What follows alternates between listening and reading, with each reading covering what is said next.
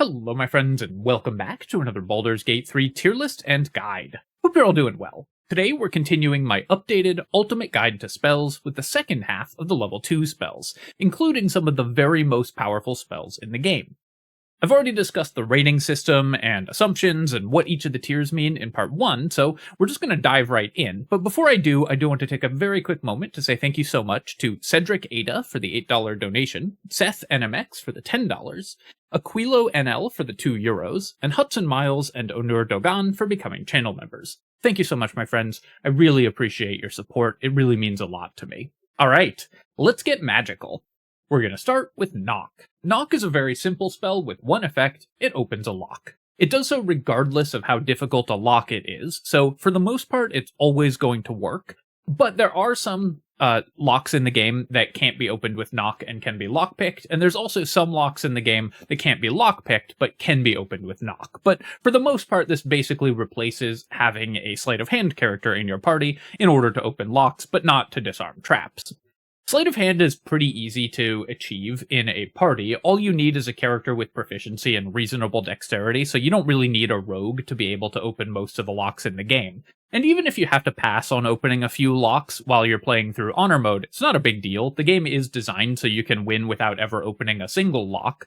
So Knock is certainly never going to be essential to victory, though you can get some nice advantages like treasure or better routes to surprise enemies, things like that. The main downside of this spell, of course, is that it's very expensive. Costs you a level 2 spell slot for something that you can get for free if you have a character that can make sleight of hand checks, and almost every party is going to have a character that can make most sleight of hand checks available in the game. You're going to want someone to disarm traps, even if you don't care about the locks at all, so most parties just won't have a need to cast Knock. If you're playing a very specific party composition where you have nobody who can handle sleight of hand, this can replace it for the locks that you do want to open, and it can be an okay backup to have if your sleight of hand character just botches their check and you try 5 times to open a lock that you want open. You can eventually cast a spell on it. Mostly, though, this spell is going to give you a very small advantage that you can normally get for free, so C tier. Next up, Lesser Restoration. Lesser Restoration lets you remove a negative condition from an ally. So you cast it on a character and you remove diseased, poisoned, paralysis, or blinded from an ally, which is obviously, those are bad conditions that you don't want your allies to be under. Paralysis in particular is extremely dangerous and quite prevalent, especially in the early game, but throughout the game, because it's the condition that Hold Person applies. And there's lots of Hold Person casters in Baldur's Gate, so having a way to negate that can be very helpful. One way to do that, of course, is to break their concentration, but having one that works every single time can let you, in a situation that could otherwise be very bad if a character gets paralyzed when you weren't expecting it, come out the other side with only minor bruises instead of a dead character or a lost combat. It's action neutral if you use it to remove paralysis as well, because the character that was paralyzed wouldn't normally have acted, so you spend one action but get an action back. So, although it sort of seems like wasting an action, when you actually cast this spell, it won't be. It also allows you to remove a bunch of effects out of combat. There are some negative effects that stay on your characters all day. One of the most notable is Astarion's Bloodless debuff, which comes when he feeds on a party member, which might be happening to the main character if you're doing his romance, or you might just be using a party member as a convenient source of blood to trigger his happy buff. Lesser Restoration will remove that immediately. For those uses, there's an amulet that lets you cast Lesser Restoration, so I wouldn't usually want to spend a spell slot on casting this outside of combat, but in combat, having a character who has it prepared can give you a panic button that is very helpful, and you don't usually want to use the amulet for that because you want a better amulet equipped most of the time. This spell is sort of similar to Enhanceability in that you will often want to have it prepared, but are going to try to avoid actually casting it as much as possible, but you still want it for the emergency situations where you need it. I'm going to give it B tier because you probably won't use this more than a couple times during a run, but when you do use it, it will be invaluable. Magic Weapon. Magic Weapon is a concentration-based, day-long buff, so it lasts until you lose concentration on it, and you cast it on a weapon. If you cast it on a character, it'll work on whatever weapon they're holding in their hand. You can also drop the weapon on the ground and cast it directly on the weapon itself. It gives a weapon that you target a +1 bonus to attack and damage, which stacks with any existing enhancement bonus that it might have. So if you have a +2 weapon, this will turn it into a +3 weapon, and so on. You can also upcast this spell. With a level 2 spell slot, it gives you +1 to attack and damage. With a level 4, it gives you +2, and with a level 6, it gives you +3. So if you want to use a 6th level spell slot and cast it on a legendary weapon, you can turn that weapon into, I don't know, an ultimate Super Saiyan weapon. I don't know what the technical term is, but it'll have a +6 bonus to hit and damage. Bonuses to your hit chance and damage rolls in Baldur's Gate 3 are obviously incredible. Most encounters in the game, you need to hit enemies, and having bonuses to do that means that you are just better at the thing that you're trying to do across the entire game. The downside of this is that it is a relatively small bonus. It costs your concentration and a spell slot, and if you lose concentration on it, then it's obviously going to go away. So it's fairly easy to not get that much value out of this spell. And a lot of the characters that have access to it, mostly wizards, are going to want to concentrate on other things, because if they're spending their concentration on magic weapon, then they're not getting the full value of playing a wizard, because you need to concentrate on disables and crowd controls or buff spells for your allies and so on. Where this spell really shines, though, is for characters who don't have other things they want to concentrate on. It's available to Paladins, Eldritch Knights, and Arcane Tricksters, as well as any character that has at least 1 level in Wizard, because you can learn this spell from a scroll. And it includes, of course, Blade Singing Wizards, who may have other things they want to concentrate on, but also want to hit things with weapons, and Magic Weapon makes them better at that. For Eldritch Knights in particular, this is probably the thing that they're going to be concentrating on, because it just boosts everything that that character is trying to do at very low cost, and they're unlikely to lose concentration on it because, as a fighter, they have con save proficiency. So for an Eldritch Knight, you're almost always going to want to have Magic Weapon known and active on your character, as long as you can maintain concentration on it. For Paladins and Arcane Tricksters, it's also very solid, and for other builds that have levels of Wizard and can learn this spell, it may well be something you want to invest a spell slot in. In particular, a Sword Bard may want to, with a level of Wizard, may want to learn this, because they're going to be making a lot of weapon attacks, and Magic Weapon is going to make them better at that. It can offset Sharpshooter, and so on. So, just a very, very powerful tool for characters that don't have other things that they're usually going to want to concentrate on. For wizards, who are the first character to get this spell, they're usually not going to want to use it, though you can still cast it on your barbarian party member and it will still be okay. But for characters that don't have things they want to concentrate on, this spell is excellent. For Eldritch Knights in particular, this is A tier, so I'm going to give it A tier. And then for the rest of them, it's a little bit weaker, but this is still just a very powerful option for any character who can make use of it. Next up, Melf Acid Arrow, a spell which you can tell was named before the internet. Melf's Acid Arrow is a damage spell. You make an attack roll against the enemy's armor class, and if you hit, they take 4d4 acid damage for an average of 10 damage, and then 2d4 acid damage at the end of their next turn, so 15 damage total. This is a frankly pathetic amount of damage for a 2nd level spell. Obviously a little unfair to compare it to one of the best spells in the game, but compare that to Cloud of Daggers' 20 damage before they act. This does less damage and only to a single target. So Melf's Acid Arrow is just not going to be worth spending your spell slots on. It does leave a pool of acid on the ground, which reduces enemy armor class, but you could do that with a number of other tools and still just not waste a spell slot on this spell. It's a damage spell that does no damage, D tier. Mirror Image. Mirror Image is a self-cast defensive buff spell. Takes an action to cast, but you can cast it before combat starts because it lasts for 10 turns and doesn't require concentration. So usually you're not going to actually spend an action on this spell in actual combat. Rather, you're going to set it up before combat begins. When you cast it, you summon 3 illusory duplicates of yourself, each of which increases your armor class by 3. The duplicates thing is really just flavor. Basically, this spell increases your AC by 9, and then whenever an enemy misses you with an attack, one of those duplicates goes away, so you lose 3 of the bonus. So you get plus 9 AC when you cast it.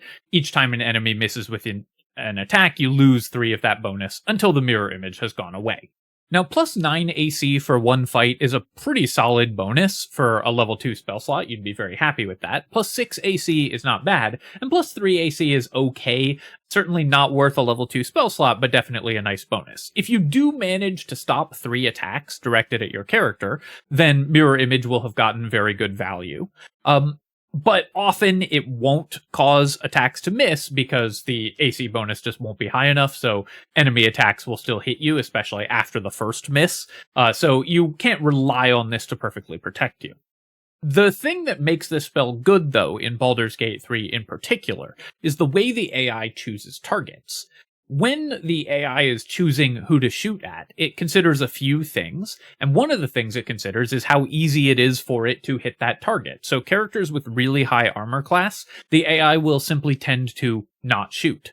So if you have decent armor class already, and then you cast Mirror Image, you will be able to just stop the AI from ever targeting that character, which can be very helpful, especially since this is a wizard sorcerer spell, so you can use it to protect yourself against from losing concentration on a powerful spell like haste or something like that, because the enemies won't target that character since they don't think they're going to be able to hit it. And the AI does not take into account dispelling mirror images. It doesn't care about that at all, so it just treats you as having 9 higher AC for the purpose of target selection.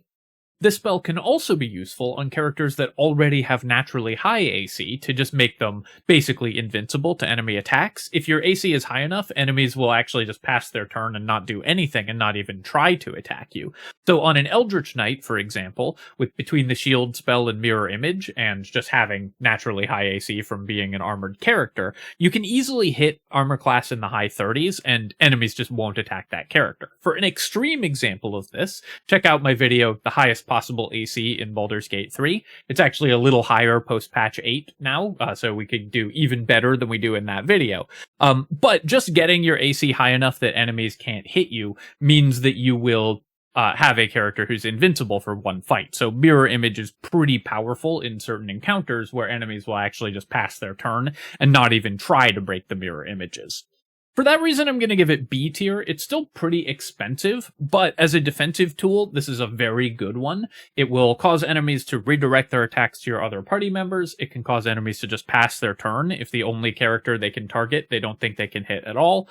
And it's also just very powerful on characters with naturally high armor class, but it's expensive to use. A level 2 spell slot is a pretty big cost. Don't know why I just stumbled over that, but a level 2 spell slot is a pretty big cost, so you won't use this every fight, but again, when you do, it'll be very nice. Next up, Misty Step. Misty Step is a bonus action teleport. You cast it, and you can teleport anywhere within 60 feet of yourself, and it only takes your bonus action, so you can then still move, and also actually make an action like an attack or another spell cast. Misty Step is on the short list of the top 5 or so very best spells in the entire game. It's no questions asked mobility, and mobility is one of the most important things for any party in Baldur's Gate 3. You can use this spell to get away from bad situations. It doesn't provoke attacks of opportunity, so a wizard can use it to get out of melee if a dangerous enemy has caught up to them, and they'll be 60 feet away, so that enemy will not be able to re-engage. You can Misty Step away, cast a spell, and then just walk backwards, and the enemy won't be able to reach you on their subsequent turn. You can use it to get up onto high ground. You can use it to pass through obstacles. You can use it to catch squishy enemies, especially ones who are otherwise hard to reach. And you can use it to reposition your characters in order to avoid area of effect attacks. There are almost infinite uses for being able to just say, I would like to be somewhere else, and just having that happen. Now, a level 2 spell slot is a fair cost for this use. Obviously, spending a level 2 spell slot on Misty Step means you don't have it for something else, but this spell just has so many and such powerful uses that you are going to be spending that spell slot happily and often. I'm a firm believer that every honor mode character should strive to get access to Misty Step, bar none. There are 2 items in the game that give you this spell, the Disintegrating Nightwalkers and the Amulet of Misty Step.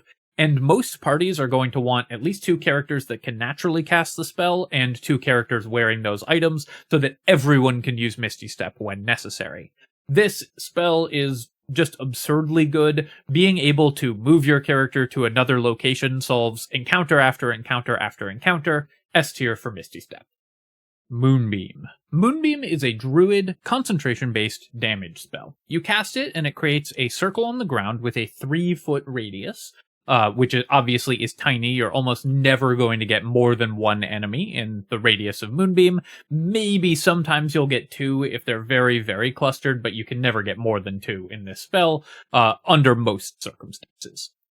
Inside the spell, enemies have to make a Constitution save or take 2d10 radiant damage, with the con save for half. And this happens both when you cast the spell on them and at the beginning of each of their turns. So similar to Cloud of Daggers, you get double value off the damage of Moonbeam before the enemy gets to act. This makes Moonbeam technically the highest damage level 2 spell on average. You do 2d10 damage on the initial cast, which is 11 average damage, and then 2d10 damage at the beginning of the enemy's turn for 22 average damage, which is 1 more than Scorching Ray's 21, 2 more than Cloud of Daggers 20, though obviously enemies have to fail both Constitution saves in order to receive full damage. In addition to that, you can also, each turn that you maintain concentration on the Moonbeam, spend your action to move it up to 60 feet. So unlike other ground-targeted damage spells, if an enemy leaves the Moonbeam, which they will because the radius is tiny, you can spend your turn to just move it back over them and they'll keep taking hits. That's a very good use of subsequent turns in longer combats because Moonbeam is just a very efficient damage spell, does a lot of damage on the first turn and every turn thereafter. There's also a bunch of bugs with this spell that are very much worth discussing. The game treats Moonbeam as a summon, and the damage that it does originates from that entity, from the summon, not from the caster. This has a couple implications. Firstly, it doesn't work with Radiating Orb, despite being radiant damage, or other on-hit effects, because it's not the caster doing damage, so your items that apply effects when you deal damage to an enemy don't work, because the game doesn't see you doing that damage. And it also doesn't work with the Illithid Power Cull the Weak and other effects that care about the caster doing damage, because again, it doesn't see the damage as coming from the caster. On the other hand, it doesn't break Sanctuary, because it doesn't count as the caster doing damage, and it doesn't count as taking a hostile action to move the Moonbeam on subsequent turns. This all only applies to the second and later turn of the Moonbeam, by the way. The initial cast counts as damage from the caster.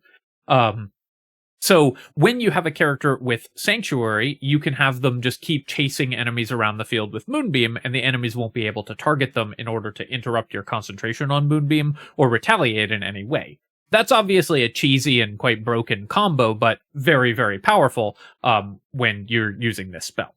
Another bug with Moonbeam is, again, for the subsequent casts.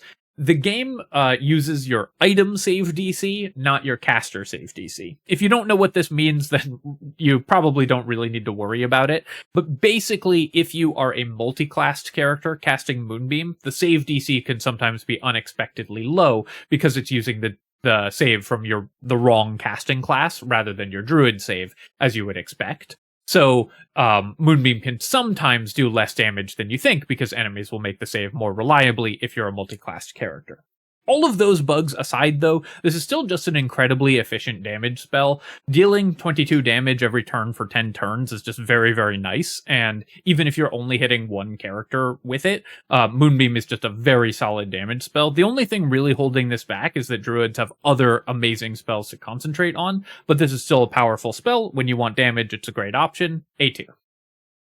Next up, Pass Without Trace. Pass Without Trace is a day-long concentration buff spell that gives the caster and their entire party, or everybody within 30 feet, plus 10 to their stealth checks. This is obviously an enormous bonus and means that you're going to pass pretty much every stealth check that you roll all the time as long as you're maintaining concentration on this spell.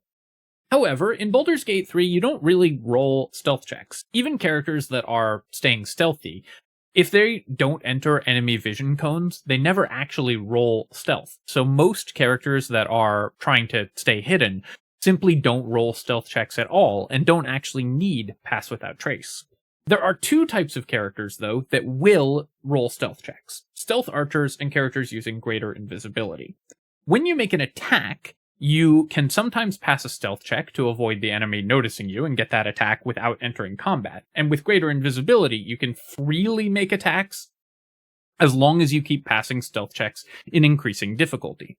Pass without trace combos with this playstyle in order to just make an enormous number of free attacks before you ever enter combat, as long as your stealth check is high enough, which with the plus 10 bonus it will be. And if you're concentrating on it on yourself, then you're not going to be taking damage in return, so you're never going to be losing concentration on this spell, since characters that intend to abuse greater invisibility and stealth archery don't ever enter combat throughout pretty much the entire game, so enemies never get to attack them. That's probably the single most broken and powerful strategy in Baldur's Gate 3. It removes most of the gameplays, because enemies never enter combat, which makes the spell very hard to rate. It's useless for most parties, but absurd in one literally game-breaking strategy. So I think I'm going to give it C tier, because if you aren't doing specifically greater invisibility stealth archery, you're never going to cast this spell, but obviously it's mandatory for that strategy. Phantasmal Force. Oh boy. Phantasmal Force is the angry YouTube commenter of the Baldur's Gate 3 spell list. I look at it and every single thing about it just disappoints me. This spell was done incredibly dirty in the transition from tabletop to Baldur's Gate 3. In tabletop, this is a pretty cool disable spell because it makes enemies believe that what they're seeing is real. So you can make them think a giant monster is chasing them and they'll act accordingly. But in Baldur's Gate 3, they got rid of that feature of the spell. What it does in this game is you cast it on a single target and they have to make an intelligence saving throw, which if they fail, they take 1d6 damage per turn. You heard that number right. 1d6 damage for an average of 3.5 damage, with an intelligence saving throw to resist it. And each subsequent turn, they get another intelligence saving throw to break out of the effect. So as if doing less damage than a cantrip wasn't pathetic enough, enemies have additional chances to resist the effect of this spell. What's even worse than all that, to add injury to insult to injury, 1d6 damage is much less damage than this spell does in tabletop, where it does 2d8. So not only did they remove the main feature of the spell, they also reduced its damage to a third of what it's supposed to be. Honestly, my heart goes out to the poor animator who had to work on making a visual for this spell, because it's absolutely trash. This is the longest that anyone has ever thought about this spell since the game launched. D tier for Phantasmal Force. Prayer of Healing. Prayer of Healing is an out-of-combat healing spell. It can only be used when you're not in combat, and it heals the caster and everybody within 30 feet of them for 2d8 plus your spellcasting modifier. At low levels, this is going to be 9 hit points from the 2d8 plus 3 additional from your 16 wisdom, which will mean that if you hit your full party with it, that can be 48 hit points, even more if you're a life cleric or something like that. So this is pretty efficient out-of-combat healing in terms of restoring hit points. Unfortunately for the spell, out-of-combat healing just isn't something that you need at all in Baldur's Gate 3. This is another spell that really did not survive the transition from tabletop to a video game, because in a tabletop game, you might not be able to just rest whenever you wanted. You probably don't have healing potions dripping out your ears the way you do in Baldur's Gate. But in Baldur's Gate, if you need to heal, you can always just short or long rest. And the game gives you so many healing potions that if you ever need to heal your characters outside of combat, you're better off just consuming a healing potion rather than using a spell slot, because they're just less valuable resources than your spell slot. And spells are free because you can go back to camp, and health is free because you can go back to camp and rest at any time. So there just really isn't a use case for Prayer of Healing in Baldur's Gate 3, because the thing that it does okay out of combat healing. It's the best source of out-of-combat healing, but out-of-combat healing just isn't valuable in this game. If you're doing a no resting challenge run of some kind, Prayer of Healing could potentially be useful, but outside of that, it's never going to see play. D tier. Protection from Poison. Protection from Poison is a day-long, non-concentration buff spell. You cast it on a single target, and it gives them resistance to poison damage and advantage against the poisoned condition. There's a decent amount of poison damage in Baldur's Gate, and there's a few encounters where poison damage is going to be the main damage type, and having resistance to that damage without having to spend an action on it is great. Obviously, resistance is always a powerful tool. Taking half damage from enemies means that any encounter where that's the case is going to be vastly less threatening. So having this available for certain specific encounters where there's going to be a lot of poison damage can be reasonably useful. Because this is a day-long non-concentration buff, you can also have a camp caster prepare and cast this spell. It's certainly not a high priority for a camp caster, but if you're doing camp casting, protection from poison is definitely one that's available. But even when cast by your active party members, there are some fights where protection from poison will be pretty relevant. The vast majority of fights, you're not going to use this spell, but if you know that an enemy is about to do a bunch of poison damage, there's a couple enemies in Act 2 that use poison and cloud a lot of the time, so there will be a lot of poison damage in those fights, which having resistance to can make a lot safer.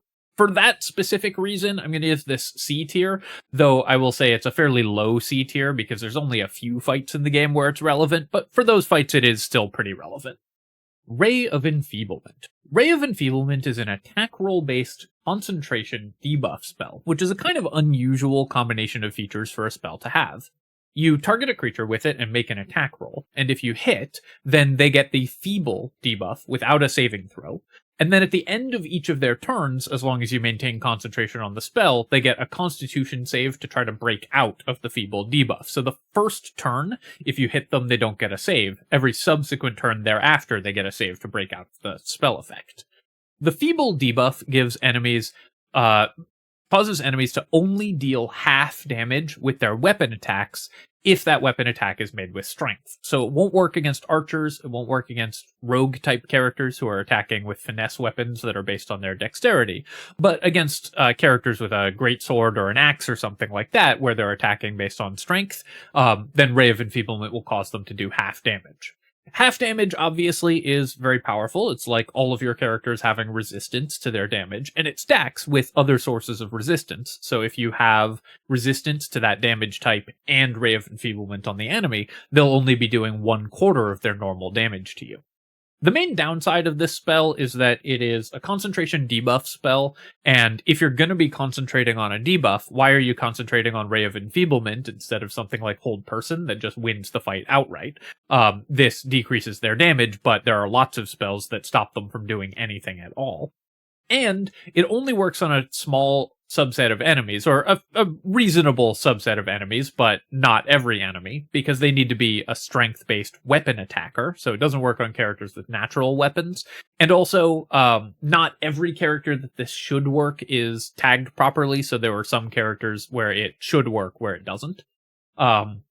So this will only come up in a small subset of encounters, and is often outclassed by concentrating on any more powerful debuffing spell. Also, the characters that you want to use it on, strength-based weapon attackers, will tend to have good constitution saves, so will usually be able to break out of this spell more easily than other characters, so the characters you most want to use it against, it's less effective against.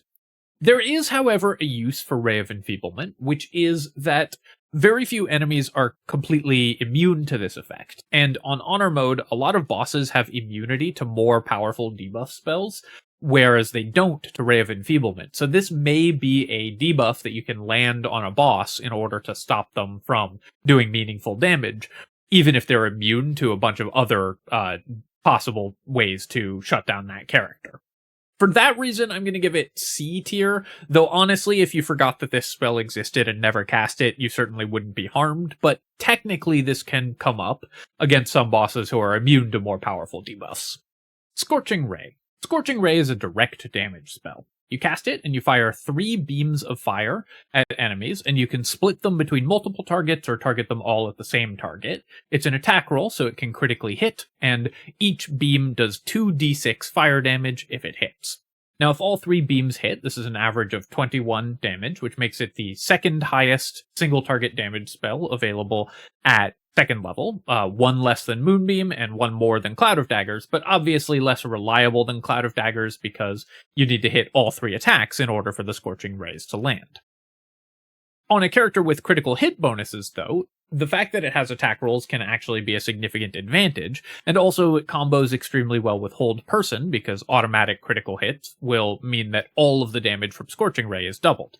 since the damage is 2d6, it's all damage dice, and when you critically hit with one, you get 4d6. That can end up being a lot of damage. If you get triple critical hits, that's 42 average damage from a single spell. That's before you even add extra hit modifiers on this, because just like Eldritch Blast, which I talked about in the cantrips video, this benefits from firing multiple rays, because each ray individually is going to apply any bonus damage or bonus effects that you have when you hit an enemy with a spell. In particular, this is incredible for stacking arcane acuity. With the Hat of Fire acuity, the Scorching Rays will each individually boost your arcane acuity, making each ray more likely to hit and making your other spells have higher save DCs. So Scorching Ray is extremely powerful for a character using fire acuity as their main strategy, but then also is just a pretty solid damage spell for any character that can cast it.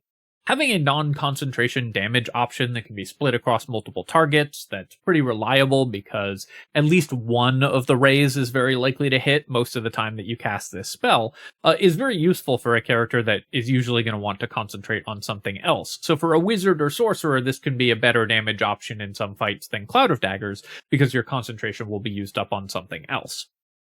The other thing about Scorching Ray is that you can upcast it, and each spell level that you add adds an extra ray, which adds an extra 2d6 damage, or with critical hits and extra damage modifiers like Falar Alluve and the Callous Glow Ring and so on can add enormous amounts of damage. So some builds are built solely around maximizing Scorching Ray.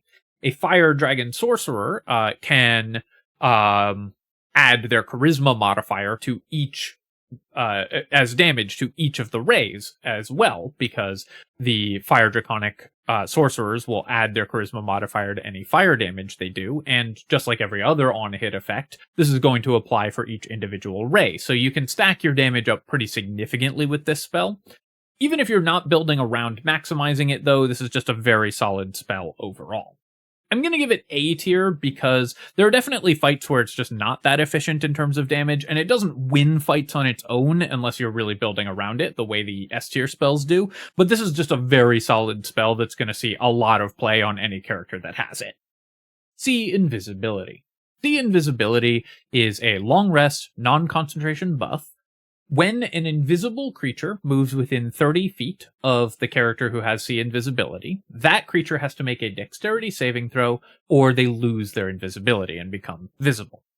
This is not a bad way because it's passive, so it's not a bad way to render characters visible. But there's only so many encounters where there's invisible enemies, and there's lots of ways to reveal them. The most reliable one is splashing them with water, which doesn't have a saving throw associated with it at all. And if I want to remove invisibility from an enemy, I usually want to do that 100% of the time, rather than relying on something like C invisibility. That said, there's pretty low opportunity cost for this spell, because it's a non-concentration buff spell that lasts all day. So you can just cast it, you can use a camp caster and get it for free without spending a second level spell slot, or you can cast it on another character if you have spell slots that you don't want to use on anything else. But a second level spell slot is still a fairly expensive resource, so for such a marginal effect, I don't think it's worth it, even though it doesn't cost you an action to actually use in combat. In the encounters where there are invisible enemies, there are lots of other ways to see them, either splashing them with water. A lot of parties will also go through a story event that will give you the See Invisibility effect for free without casting a spell. And if you do want this spell effect, the game just showers you in scrolls of See Invisibility, so you'll probably have like 20 of those lying around for any time you actually do want to cast the spell. I don't recommend using your spell slots on casting See Invisibility. D tier. I had to briefly pause recording to let my cat into my office, because he really wanted to be here for this next one, which is fair because it's a very exciting spell, Shadowblade. Shadowblade is a new spell added in patch 8. It used to be available in item form, but is now just castable as a spell. And similar to Flameblade, it's a bonus action that summons a weapon into your hand. Unlike Flameblade, though, it lasts all day instead of only for 10 turns. So you spend the level 2 spell slot on Shadowblade, and you get this weapon for the entire adventuring day. The Shadowblade itself is a finesse weapon that does 2d8 psychic damage, and because it's finesse, it uses the higher of your strength or dexterity to calculate its hit rolls and also adds that to damage as well. So for any character that's dex-based, this is a very powerful weapon. It also gains automatic advantage on all attacks that you make while the enemy is in an unlit area. So if they are lightly or heavily obscured, as in there's no light source directly shining on them, you will always have advantage on the attack. That basically means permanent advantage on attacks if you put out lights before you go into fights or are fighting in dark areas, as well as just doing 2d8 psychic damage with every attack, which is more damage than any equivalent weapon at these early levels is going to do. In addition to all of that, you can upcast Shadowblade. With a 3rd or 4th level spell slot, it does 3d8 damage per attack, and with a 5th or 6th level spell slot, it will do 4d8 psychic damage per attack. 4d8 damage per swing is a ton of damage. So even though this weapon doesn't have an enhancement bonus, so it's not adding the normal plus 1, 2, or 3 to the hit chance and damage, this is still more damage than any other equivalent weapon does per swing. It's one-handed, uses your dexterity, so it's great for any character that has high dexterity, and can be used with a shield or another offhand weapon, and just does an absurd amount of damage, as well as giving you automatic advantage on your attacks. Put that all together, and you have an absurdly strong weapon. But the hits don't stop there. This is a Warlock spell, so for Pact of the Blade Warlocks and Hexblade Warlocks in particular, you get the 5th level version of this spell for 4d8 psychic damage without having to spend higher level spell slots, because your Warlock spells will automatically upcast it. It's also the perfect weapon for a Blade Singing Wizard, because it gives them a tremendous amount of damage with every attack, and they're a wizard, so they're going to have the spell slots to cast the high level versions of this. For Eldritch Knights and Arcane Tricksters, this is also a very powerful option. As an Arcane Trickster, it's a finesse weapon, works very well with your sneak attack and everything. And as an Eldritch Knight, you want to be up in the mix, and this lets you use a shield, so maintain high armor class while still doing excellent damage.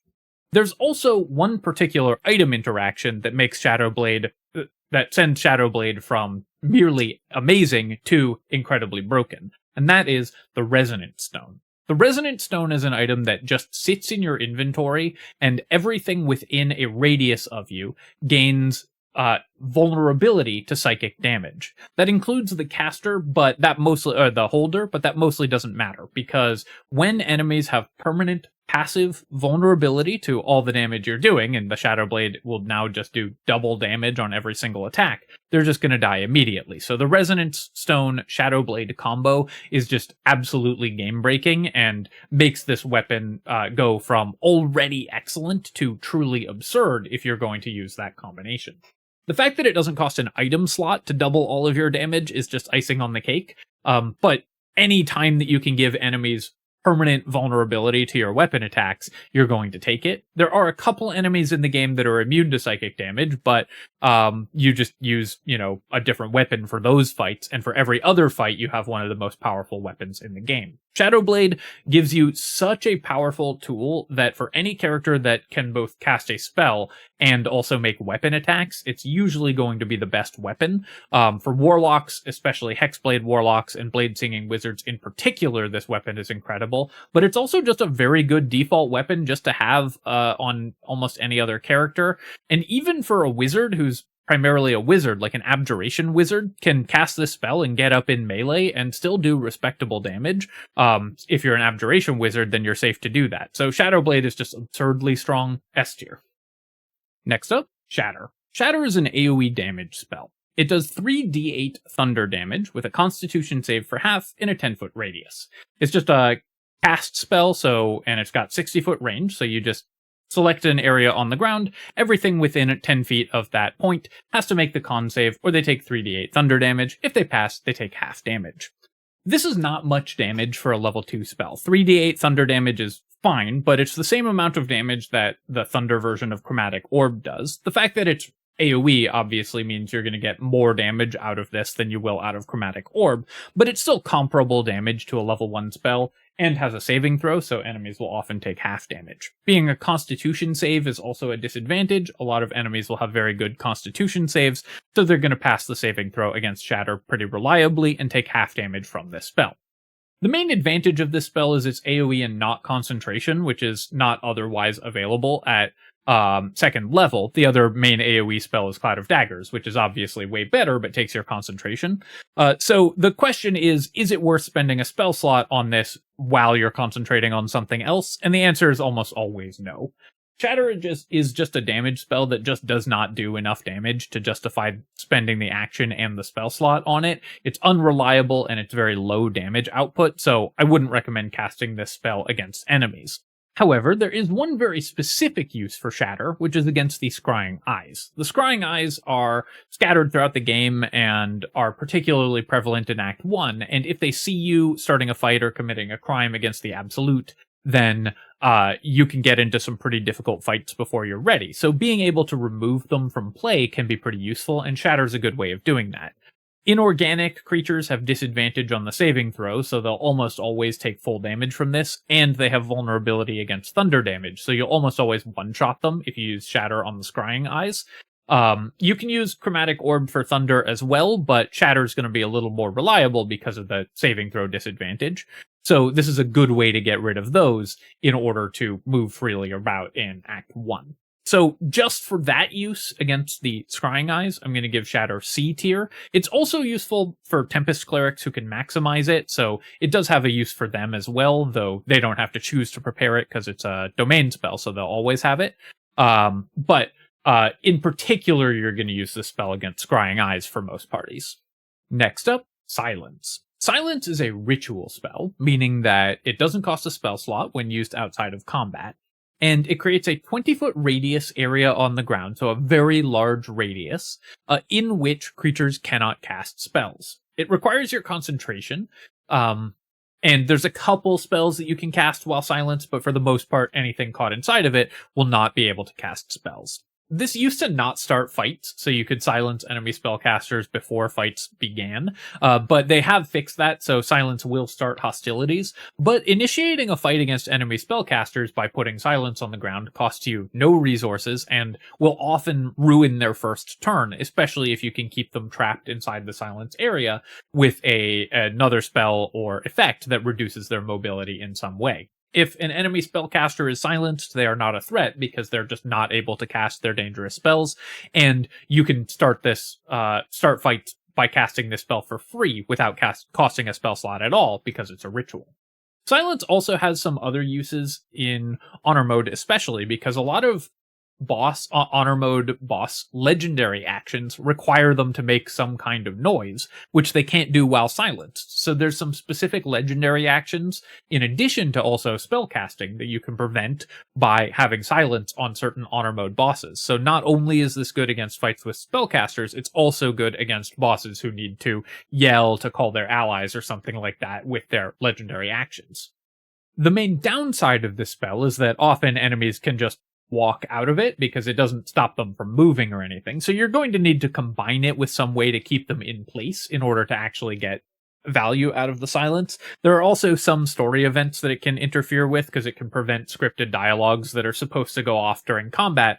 If a silence effect is on, you can't engage in conversation with that character, so you can mess up some specific story events. So you do have to be a little bit aware of that, but for the most part, you can just use this spell before combat begins to shut down mages, and as long as you keep them inside the silence effect, you're going to win that fight because they won't be able to cast their spells. Obviously not useful for every fight, but many fights in Baldur's Gate have spellcasters, and they're often the most dangerous ones, and silence is a great and pretty much free tool that you can use in those fights. I'm going to give it A tier because you do have to combine it with some other effects, and it's not going to be useful in every fight, but when you can make it work, this is just a fight-winning spell. Speaking of keeping enemies in place, Spike Growth. Spike Growth is a battlefield control spell. It's a concentration ground-targeted spell with a 20-foot radius and a 60-foot range, so an enormous amount of area that it covers. And it lasts for as long as you want to concentrate on it. Creating an area of difficult terrain, where if enemies move on it, they take 2d4 piercing damage for every 5 feet that they move on the spike growth. This doesn't count most forced movement, but anytime that the enemy walks on it, they're going to take 2d4 piercing damage. So if you put an enemy in the center of this 20-foot radius spell, they're going to take that damage 4 times if they just walk out of the spell. In addition to that, it's difficult terrain, so they're moving at half speed. So enemies who can't jump or teleport or fly are going to be just completely shut down in the center of the spike growth, unable to act, and also taking enormous amounts of damage. This spell just wins fights against any encounter where it's mostly melee enemies, especially if they have to pass through a specific area to get to you. But that area can be quite wide because this spell is 40 feet across, so it's enormous. So you can cover a huge amount of area with the spike growth and force enemies to come to you across it.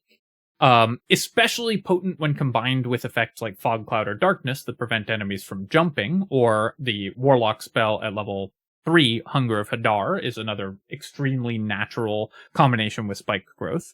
But even without those effects, this spell is just going to win the game, win a lot of encounters on its own. I said win the game because it honestly comes close. This spell will just win most fights with purely melee enemies entirely on its own. It slows them down, it costs them turns, it does tons and tons of damage when they're moving across it. If they do get out of it, you can use shoves or pushes to push them back into it. It's not flammable, so it works with other surfaces and other types of damage as well. Spike growth plus wall of fire on top of the spike growth is a devastating combination. There's all kinds of cool things you can do with it. There's also some neat specific combos. The Druid cantrip Thorn Whip, where you pull an enemy across the spike growth, counts as them moving. So they're going to take the spike growth damage. If you use Thorn Whip, they'll take an extra 4d4 damage from the Thorn Whip because they'll have moved 10 feet across the spike growth. And also, Druids, Rangers, and Wildheart Barbarians get Land's Stride as a class feature, and that makes them immune to the effects of spike growth. So most characters that can cast this will eventually be able to stand inside it and move around inside it with impunity, moving at full movement speed and taking no damage, making it even more impossible for enemy melee attackers to actually get to them. This spell almost single-handedly makes Druids and Nature Clerics basically the best early game characters. It will carry your entire Act 1 more or less on its back. In fact, the easiest way to win the vast majority of Act 1 encounters is just to put down Spike Growth, put Cloud of Daggers on top of it, and just sit back and watch while your magical microwave just cooks everything in the encounter. You can't overstate how good Spike Growth is. S tier. Next up, Spiritual Weapon. Spiritual Weapon is a cleric summon spell. Costs a bonus action and does not take your concentration, lasts for up to 10 turns, and summons a spiritual weapon. That summon has 20 HP and 10 armor class, which obviously is not much in terms of defenses, but it's also completely immune to psychic and poison damage and resistant to all other damage types. So those 20 hit points will go a lot further than it seems like they will. Enemies will often target it with attacks because it has 10 AC, and they're more likely to target things with low armor class, and then not do that much damage because it's resistant to all damage from enemies. The spiritual weapon can, of course, also attack. It attacks for 1d8 plus 1 plus the spellcasting modifier of the caster in force damage, and it uses a spellcaster's attack modifier to hit as well, spellcasting attack modifier to hit as well. So you will hit a reasonable percentage of the time with the spiritual weapon, and you'll do okay damage every turn when you do so, especially because it's free, it doesn't take your concentration, you only used a bonus action to summon it, so if you even land a couple attacks with it, then you've gotten pretty good value. The weapon also comes in 6 different types, and each of those types comes with one of the special weapon actions that weapon would normally have. If you summon the Great Axe, Greatsword, or Halberd, you can use Lacerate to make enemies bleed. If you summon the Spear or Trident, you can inflict gaping wounds, which causes them to take 2 extra damage from every damage instance. And if you summon the Maul, you can daze them, preventing enemy reactions. Basically, if you care about enemy reactions, summon the Maul for the spiritual weapon, and if you don't, then either the Spear or Trident is going to be your best bet. Gaping Wounds is usually going to be more damage than the Bleed, so between those three is what you're usually going to summon for your spiritual weapon. There's a few main uses for spiritual weapon. Blocking doorways. It's a very small object, but it does still take up space, so you can use it to block doorways. Distracting enemies. If they attack it, it has resistance to damage, and so they'll often just waste their action not killing it, and then you get more damage value from the spiritual weapon. And of course, just dealing damage in longer fights, because just an extra attack every turn that only cost your bonus action and didn't cost your concentration is still a pretty powerful tool to have in your arsenal. The upsides of spiritual weapon are minor, but there's a lot of them. And the downside is very low because it only took a bonus action to summon, so the opportunity cost of summoning spiritual weapon is pretty minor. It also has a couple other synergies. It's permanently flying, so it doesn't care about things like spike growth or other effects on the ground, and it's immune to blindness, so it can fight just fine inside of fog clouds or darkness, so you can use it alongside crowd control effects in order to distract enemies and do extra damage without the spiritual weapon suffering from those things. The negatives of the spiritual weapon are that it is pretty slow and it has very low initiative, so it will often roll after enemies go, and if they attack it, may not even get to take a turn because it rolls separate initiative. And if enemies move away from it, it often won't be able to catch back up to them, so you have to be fairly careful with where you place it so that that doesn't happen. This is one of my favorite spells in the game, and I think people often undervalue it because they think of it as a damage spell. But the way to think about spiritual weapon is as bonus action, concentration-free crowd control. Enemies will target it fairly frequently, so it can distract them, absorb damage, and cost enemies turns, and it can also block enemy movement and disrupt their formations. And the cost of casting it is very low because you're not spending an important resource like concentration, and it only takes a bonus action, so you can still do something else on that turn. It's good early, where it can often absorb 3 or 4 attacks from enemies before dying while dishing out decent damage, and it's good in the late game where the level 2 spell slot is not as important, and being able to do something extremely relevant with your bonus action, it can be invaluable in late game fights where every possible turn needs to be maximized as much as possible. S tier for spiritual weapon. If you're having a little bit of trouble using this, just try putting it in doorways and see how much easier fights get when you divide the doorway in half with a spiritual weapon. Warding Bond. Warding Bond is a day-long, non-concentration buff spell, available to clerics and Oath of the Crown paladins. And before I talk about the spell, I just want to remind you that I'm mostly considering these spells when you cast them using your active party, rather than casting them from camp casters. The reason I'm reminding you about that is how Warding Bond works is you cast it on an ally, and until long rest, that ally has +1 to their AC and saving throws, and any damage that they take is divided half and half between the ally and you. So they're going to take half damage of any incoming damage, and then you will also take half of that damage.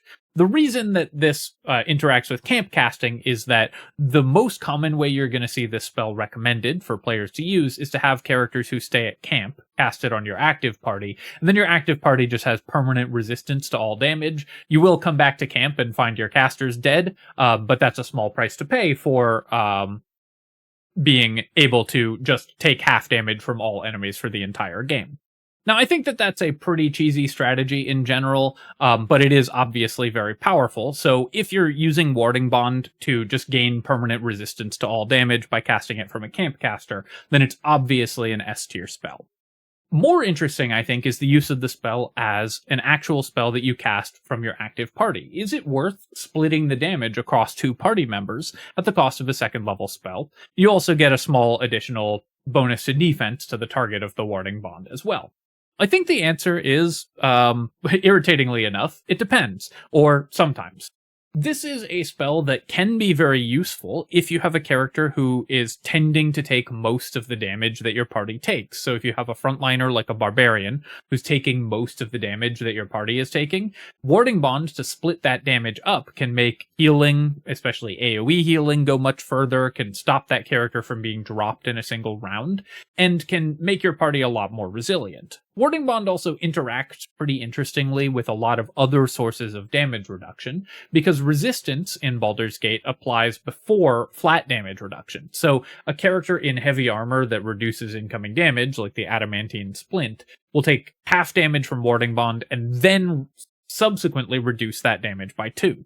This also counts for damage that the caster of Warding Bond is taking as well. So they're going to take half of that damage and then reduce that even further. And if they have damage resistances, then that will apply to the Warding Bond damage as well. So you can end up with the caster only taking 1/4 of the normal damage of that the party member would be taking, and actually reduce the total amount of damage that you're taking. So you get to multiply these damage reduction effects as well as splitting up the damage across your party.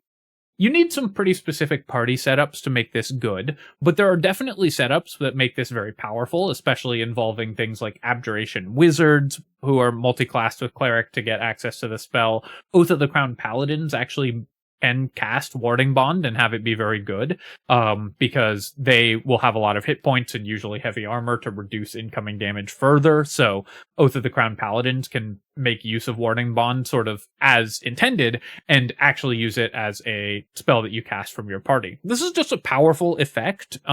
With a specific party setup, it's very good. So I'm going to give it B tier, even if you're using Warding Bond from your actual party's spell casting rather than camp casting. Obviously, if you're casting this from camp, then it's broken because it just makes your whole party take half damage for free. But even aside from that, this spell can be pretty solid.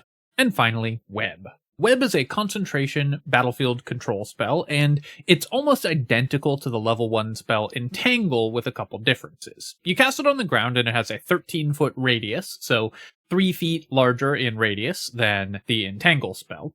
And if enemies are inside it, they have to make a dexterity saving throw or they become enwebbed, which, identical to Entangled, means that attacks against them have advantage, their attacks have disadvantage, and they can't move. Their dexterity saves also have disadvantage, though but once you've locked them down in a web, that probably won't matter as much. Just like Entangle, this is a fairly powerful debuff that can shut down melee enemies in particular, and it's a dexterity saving throw rather than a strength save. So against melee enemies who are strength-based, and often the ones that you want to shut down, especially in the early game, Web is going to be a pretty good option. And just like Entangle, it also has the same downsides of being flammable, so sometimes you're going to cast this, accidentally catch a torch in the radius, and immediately waste your level 2 spell, or enemies are going to set something on fire, or you won't be able to use your fire weapons. So being flammable is, of course, a real downside for these ground targeting effects in Baldur's Gate, but the upsides are definitely there, especially against melee enemies. This is available to sorcerers and wizards, so you don't usually have a choice of casting Entangle or Web on the same character, because druids will be able to cast Entangle, sorcerers, wizards, and sorcerers and wizards will be able to cast Web. So as a level 2 spell for sorcerers and wizards, this is still something that you can concentrate on, even though it's a higher level spell slot for a very similar effect. Web is still pretty powerful, and it has some uses that Entangle doesn't. The larger radius makes it easier to catch an entire encounter in it, and the fact that it's a dexterity save will actually usually be better for the types of enemies that you most want to catch in a Web effect. You can also use this spell as essentially Featherfall, because you don't take damage if you jump down onto a webbed surface, which is fun and flavorful, although obviously not a super efficient use of a level 2 spell slot. But mostly this is just a spell that, just like Entangle, has its place for the characters that can cast it. It doesn't overlap with Entangle because it's available to different characters and is slightly more powerful. So just like Entangle, it's going to go in B tier despite being a higher level spell slot for basically the same effect. Druids and rangers can also get web for free because the spider companion and spider wild shapes can shoot webs non-stop for free, and obviously that's incredibly powerful. But when cast as a spell, this spell is still totally solid B tier. Alright, my friends, that is all the level 2 spells. Let me zoom in so you can get a clean screenshot if you want. You'll notice that with level 2 spells, this is where you start getting the really nice damage spells, most notably Cloud of Daggers, Moonbeam, and Scorching Ray, which are very efficient damage output to the spell slot. And also where we first start seeing spells like Darkness and Spike Growth that can just win entire encounters on their own, and will let you just solve certain types of encounters using pretty much only this spell for the entire game. So the spells on this list are going to be absolute mainstays for your strategy throughout your entire time playing Baldur's Gate. As always, if you think there are any spells that I've put in the wrong tier, in particular, if you think there are spells that I'm underrating and you think are stronger than I've rated here, definitely let me know in the comments. I'm very interested to see your reasoning for ways to use spells that I might not have thought of that might be causing me to underrate some of these spells. So let me know. I'm very open, of course, to moving spells around. As I mentioned previously, if you compared this spell tier list to the previous one that I did, you'll notice that things are extremely different. So obviously we can move things around if you have good arguments for why we should do so. Of course, if you've enjoyed the video, then feel free to leave a comment and hit like. Helps me out with the algorithm, so I appreciate you taking the time to do that. And of course, you can subscribe to my channel for future spell tier lists when we come back with level 3 and above, more Baldur's Gate 3 build guides, and other strategy game analysis. Cheers, friends. I'll catch you next time.